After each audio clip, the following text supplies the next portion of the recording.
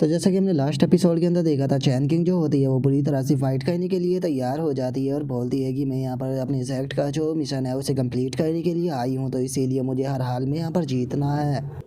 तो इसीलिए अब मुझे फ़र्क नहीं पड़ता कि मेरा सामना जो है वो यहाँ पर किससे होने वाला है, लेकिन आज मेरे सामने जो कोई भी आने वाला है मैं उसे एक ही पल में जो है वो ख़त्म कर दूँगी। और इसके इतना बोलते के साथ ही अब हमारा व्यू जो होता है वो वहाँ पर बैठे हुए लोगों के ऊपर आ जाता है, जहाँ पर कि दो पर्सन जो होते हैं वो चिल्लाते हुए बोलते हैं कि बहुत बढ़िया कर दिखाओ, सभी को दिखा दो कि ये बेवकूफ़ जो है वो हमारे सामने कुछ भी नहीं है, जो मुयू सेक्ट है वो हमारा सबसे ज़्यादा पावरफुल सेक्ट है। और उनके इतना बोलते के साथ ही हमारा व्यू जो होता है वो भाई किंग के ऊपर आ जाता है, जो कि किन फैन से बोलती है कि जो सीनियर सिस्टर चैन किंग है उसकी तो हमें कोई भी फ़ोटो नहीं दिखाई दे रही, क्या वो ठीक होगी। जो सुनकर किन फैन जो होती है वो उससे बोलती है कि तुम्हें उसकी चिंता करने की कोई ज़रूरत नहीं है, क्योंकि वो उस तरह की पर्सन नहीं है जो कि बस खेलने में अपने टाइम को बर्बाद करे, तो मुझे यकीन है कि वो बिल्कुल ठीक होगी। और जो सीनियर वोलिंग थी उसने मुझे बताया था कि जो चैन किंग है उसने काफ़ी ज़्यादा ही हार्ड प्रैक्टिस जो है वो की थी, यहाँ तक कि उसे जो सीनियर जियांग यू और जो सीनियर तियान जो है उन दोनों ने भी गाइडेंस दी है। इसीलिए अगर कॉम्बैट पावर की बात की जाए तो मुझे ऐसा लगता है कि जो चैन किंग है उसकी कॉम्बैट पावर जो है वो मुझसे भी ज़्यादा है। जो सुनते के साथ ही भाई किंग जो होती है वो काफ़ी ज़्यादा हैरान हो जाती है, हैरान होते हुए बोलती है कि क्या आप कहना चाहती हो कि जो सीनियर सिस्टर चैन किंग है वो आपसे भी ज़्यादा पावरफुल है। जो सुनते के साथ ही किन फैन जो होती है वो उसे बोलती है कि आखिर इसमें इतना ज़्यादा शौक होने वाली बात क्या है, क्योंकि अगर चैन किंग की बात की जाए तो वो मुझसे ज़्यादा टैलेंटेड है। जो सुनते के साथ ही जो भाई किंग होती है वो हंसने लगती है, हंसते हुए बोलती है कि बहुत बढ़िया, अब अगर सीनियर सिस्टर अगर आपने मुझे बुली करने की कभी भी कोशिश की तो मैं जो सीनियर सिस्टर चैन किंग है उसे लेकर आ जाऊंगी और आपकी पिटाई करा दूंगी।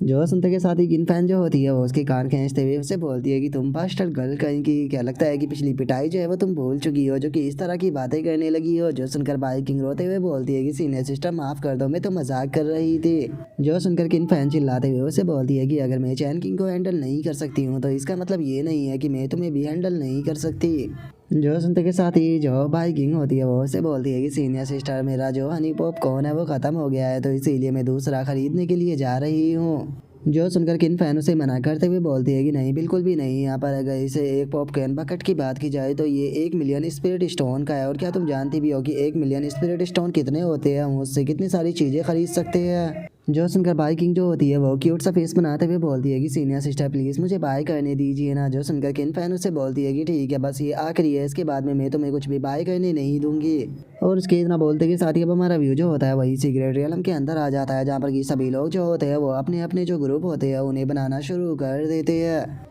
और अब जो रेफरी होता है वो इस चीज़ को देखकर अनाउंस करते हुए बोलता है कि ठीक है, अभी तक कोई भी पर्सन जो है वो एलिमिनेट नहीं हुआ है, लगता है कि अभी सभी लोग जो है वो अपनी टीमों को बनाने के ऊपर ध्यान दे रही है। जो सुनकर दूसरा जो बंदा होता है वो बोलता है कि ये उनके लिए लाइफ टाइम अपॉर्चुनिटी इवेंट है, तो इसीलिए वे इसे बिल्कुल भी हल्के में नहीं लेने वाले। जो सुनते के साथ ही जो वो ड्रैगन क्लैन का बंदा होता है वो बोलता है कि ये बात काफ़ी सही है कि ग्रुप बनाने से अपनी जो कॉम्बैट पावर होती है वो इंक्रीज़ हो जाती है, जिसका ये काफ़ी कम टाइम में ही जो ये कंपटीशन है उसे जीत सकते हैं। लेकिन इन्हें नहीं भूलना चाहिए कि अगला जो कंपटीशन होगा वो इंडिविजुअल बैटल का होगा। तो अगर ये लोग जो है वो लकी रहकर जो ये स्टेज है इसे एडवांस कर भी जाते हैं तो उसके बाद भी आगे की जो चीज़ें हैं वो इतनी आसान बिल्कुल भी नहीं होने वाली। और उसके इतना बोलते के साथ ही एक रेफरी जो होता है वो अरीना को देखते हुए शौक होकर हैरान होते हुए बोलता है कि एक बार जरा नंबरों को तो देखो, ये घटना शुरू हो गई है, केवल एक ही पल में 13 से भी ज़्यादा बंदे जो है वो एलिमिनेट हो गए। जो सुनते के साथ ही वो ड्रैगन क्लैन का जो बंदा होता है वो भी मुस्कुराने लगता है, और मुस्कुराते हुए अपने मन में सोचता है कि अरे वाह क्या स्पीड है, इतनी स्पीड के साथ में तो केवल वही लड़की इस काम को कर सकती है। और अब इतना बोलते के साथ ही जो वो ड्रैगन क्लैन का बंदा होता है वो वहाँ पर बैठे हुए रेफरी से बोलता है कि ठीक है, यहाँ पर जो मैन स्टेज है पहला तो कैमरा तो उसके ऊपर करो और उसके बाद में जो नंबर 7 है उसे दिखाओ। जो सुनते के साथ ही वो भी ओके बोलती था। जिसके बाद में हम देखते हैं कि जो सीक्रेट रियलम होता है उसके अंदर से कुछ बंदे जो होते हैं वो निकल कर बाहर आकर गिरते हैं, और अब बाहर आने के बाद में एक लड़की अपने गले को पकड़ते हुए बोलती है कि आखिर क्या हुआ था। जो सुनकर दूसरा बंदा भी अपने गले को पकड़ते हुए बोलता है कि मुझे तो समझ में भी नहीं आया, ऐसा लगा जैसे कि मेरी गर्दन कट गई। जो सुनकर तीसरा बंदा बोलता है कि लेकिन मैं तो उसे देख भी नहीं पाया, आखिर मुझे मारा किसने। और उनके इतना बोलते के साथ ही अब बाहर बैठे हुए जो बंदे होते हैं वो चिल्लाते हुए बोलते हैं कि एक बार जो लाइव ब्रॉडकास्ट है उसे देखो, आखिर ये है कौन। और उनके इतना बोलते के साथ ही हम लाइव ब्रॉडकास्ट को देखते हैं, जहाँ पर कि एक और पर्सन के ऊपर अटैक होता है जिसका वो भी एलिमिनेट हो जाता है, जिसे देखकर सभी लोग चिल्लाते हुए बोलता है कि ये इतनी जल्दी हुआ कि हम लोग जो है वो देख भी नहीं पाए कि आखिर वहाँ पर हो क्या रहा है। और उनके इतना बोलते के साथ ही हम देखते हैं कि वो ड्रैगन क्लैन का जो बंदा होता है वो उठकर जाने लगता है, जो देखकर रेफरी बोलता है कि जनरल क्या हुआ, आप कहाँ पर जा रहे हो। जो सुनकर वो बोलता है कि 1 मिनट रुको, मैं अभी आया। और अब इतना बोलते के साथ ही जो ड्रैगन क्लैन का बंदा होता है वो गोईवान को कॉल लगाते हुए उसे बोलता है कि गोईवान अपनी जो स्पीड है उसे थोड़ा कम करो, तुम्हारी स्पीड बहुत ज़्यादा है, यहाँ तक कि जो शैडो टैकिंग मैजिक वेपन है वो भी तुम्हारे फिगर को कैप्चर नहीं कर पा रहा। और उसके इतना बोलते के साथ ही हमें पता लगता है कि ये सभी को एलिमिनेट करने वाली लड़की कोई और नहीं बल्कि गोईवान होती है। और अब उस ड्रैगन क्लैन के बंदे की बात को सुनने के बाद में गोईवान जो होती है वो उसे बोलती है कि अंकल मुझे माफ़ कर देना, मैंने इस चीज़ के ऊपर ध्यान नहीं दिया था, लेकिन अब मैं आगे से इस चीज़ के ऊपर ध्यान दूंगी। और अब गोईवान को स्क्रीन के ऊपर देखते के साथ ही जो किन फैन होती है वो भी उसे पहचान लेती है और बोलती है कि ये तो वही है। जो सुनने के बाद में बाइकिंग जो होती है वो किन फैन से बोलती है कि सीनियर सिस्टर क्या हो गया, क्या आप इस लड़की को जानती हो।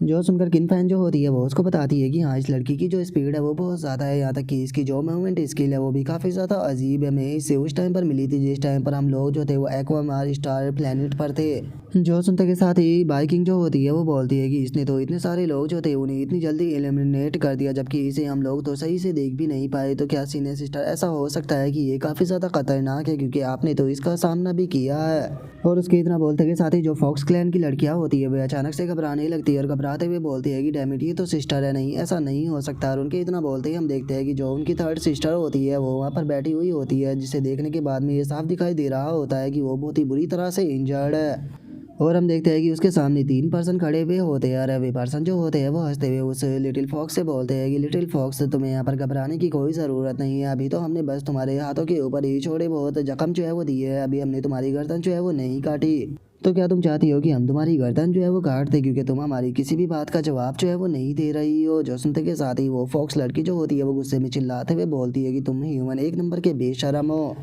जो सुनते के साथ ही वो बंदा जो होता है वो भी ज़ोर ज़ोर से हंसने लगता है, हंसते हुए बोलता है कि वैसे जो तुम्हारी तारीफ़ थी वो काफ़ी ज़्यादा डिसरिस्पेक्ट से भरी हुई थी, लेकिन उसके बाद भी मैं इसे एक्सेप्ट करने के लिए तैयार हूँ। और कैट गर्ल मैं तुम्हें एक चीज़ जो है वो बता देना चाहता हूँ कि तुम सच में काफ़ी ज़्यादा लकी हो जो कि मैं तुमसे इतनी ज़्यादा बातें जो है वो कर रहा हूँ, क्योंकि मैं इतनी ज़्यादा बातें किसी से भी नहीं करता। और मैं तुम्हें एक और चीज़ जो है वो बता देना चाहता हूँ कि इस कंपटीशन के अंदर हमारे सेक्ट के सबसे टैलेंटेड डिसाइपल जो है वो आए हुए हैं, जो कि बिल्कुल एक तरह से हंटिंग टीम की तरह है। और हम लोगों का ओरिजिनली प्लान तो यहाँ पर ये था कि हम जो हाउस उनके डिसाइपल है उन्हें यहाँ पर हंट करेंगे, लेकिन हमने नहीं सोचा था कि वे इतने अच्छे से छुपे हुए होंगे, क्योंकि हमारी इतनी कोशिश करने के बाद भी जो हाउस उनके डिसाइपल है हम लोग जो है उन्हें नहीं ढूंढ पाए। और हम लोगों ने यहाँ पर चूँकि उन्हें बहुत ज़्यादा ढूंढने की कोशिश की, लेकिन उसके बाद भी वे हमें नहीं मिले, जिस कारण अब हमारा मूड जो है वो बहुत ज़्यादा ख़राब है। तो इसीलिए अब इस चीज़ का जो गुस्सा है हम लोग जो है वो डीमन इमोर्टलों के ऊपर उतारने वाले हैं। तो इसीलिए अब तैयार हो जाओ क्योंकि जल्दी ही तुम्हारा सर तुम्हारे धड़ से अलग होने वाला है। और अब इतना बोलते के साथ ही वो बंदा जो होता है अपने साथियों को ऑर्डर देते हुए बोलता है कि ठीक है जाओ जाकर इस लिटिल गर्ल को ख़त्म कर दो। जो सुनते के साथ ही उसके साथी जो होते हैं वो भी उसके ऊपर अटैक करने के लिए आने लगते हैं। जो देखकर वो फॉक्स लड़की जो होती है वो अपने मन में सोचती है कि क्या ये इस तरह से ख़त्म होगा। और उसके इतना बोलते के साथ ही अचानक से वहाँ पर कोई आवाज़ सुनाई देती है, जिसे सुनकर वो बंदा भी हैरान होते हुए अपने मन में सोचता है कि ये तो बहुत पावरफुल किलिंग इंटेंट है। और उनके इतना बोलते के साथ ही हम देखते हैं कि अचानक से एक स्वॉर्ड जो होती है वो वहाँ पर आने लगती है, जिसे देखते के साथ ही वे चिल्लाते हुए बोलते हैं कि जल्दी से यहाँ से हटो। और उनके इतना बोलते ही वो स्वॉर्ड जो होती है वो सीधे आकर वहाँ पर टकरा जाती है, लेकिन हम देखते हैं कि उस स्वॉर्ड से जो वो फॉक्स वाली लड़की होती है वो बच जाती है, क्योंकि वो उसके पास में नहीं टकराई थी। और वहीं दूसरी तरफ जो बंदा चैन ही के डिसाइपलों को मारने की बात कर रहा था, हम देखते हैं कि जो वो स्वॉर्ड होती है वो उस बंदे के आर पार हो जाती है, जो देखकर वो बोलता है कि आखिर ये स्वॉर्ड कहाँ से आ गई। और अब इतना बोलते के साथ ही वो बंदा जो होता है वो चिल्लाते हुए बोलता है कि जल्दी करो और उस लड़की को रोको। और उसके इतना बोलते के साथ ही हम देखते हैं कि वो फॉक्स लड़की जो होती है वो भी इस चीज़ को देखकर काफ़ी ज़्यादा हैरान रह जाती है, जिसके बाद में अब हमें पता लगता है कि ये स्वॉर्ड फेंकने वाली लड़की कोई और नहीं बल्कि चैन किंग होती है, जो कि वहाँ पर आते के साथ ही बहुत ही ब्रूटल तरीके से उन सभी के ऊपर अटैक करना शुरू कर देती है। और अब चैन किंग के ऐसा करते के साथ ही हमारा आज का एपिसोड जो होता है वो भी यहीं पर ही कंप्लीट हो जाता है। तो नेक्स्ट एपिसोड के अंदर देखिए कि आगे क्या होता है। अगर आप लोगों को वीडियो अच्छी लगी हो तो लाइक करना, चैनल को सब्सक्राइब करना। मैं मिलता हूँ नेक्स्ट एपिसोड के अंदर, तब तक के लिए बाय बाय गाइस।